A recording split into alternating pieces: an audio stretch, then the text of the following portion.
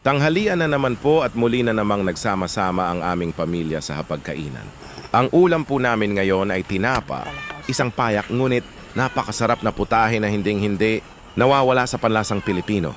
Sa unang tingin pa lamang, nakakaakit na ang kulay. At amoy nito, ang usok na tila ba nagkukwento ng simpleng pamumuhay sa probinsya. Kapag inihain na sa mesa, ramdam agad ang init at ang sarap na hatid nito. Lalo na kung kasabay ang bagong saing na kanina talaga namang nakakagana kumain. Mas lalong sumasarap ang tinapang isda kapag sinawsaw sa kalamansi. Ang asim nito ay nagbibigay buhay sa lasa ng tinapa. Pinapawi ang alat at nagbibigay ng tamang timpla na hinahanap ng panlasa. Sa bawat kagat, ramdam ang lambot ng isda at ang linamnam na hinigop nito mula sa proseso ng pagtinapa.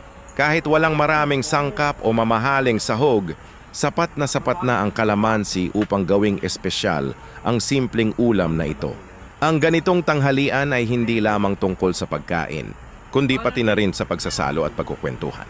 Habang kumakain ng tinapa, napapawi ang pagod sa umaga at napapalitan ng saya ang bawat sandali sa mesa.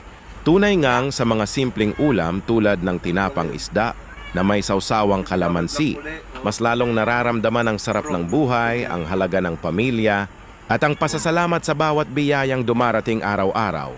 Sa oras ng pananghalian, pansamantalang humihinto ang bawat isa mula sa kani-kaniyang gawain upang magbigay pugay sa pangangailangan ng katawan.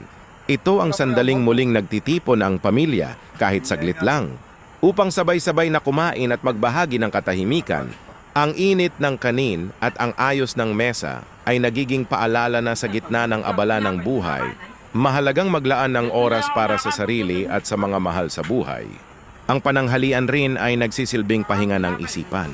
Habang ngumunguya, tila ba unti-unting nawawala ang bigat ng pagod at ang mga iniisip mula sa umaga.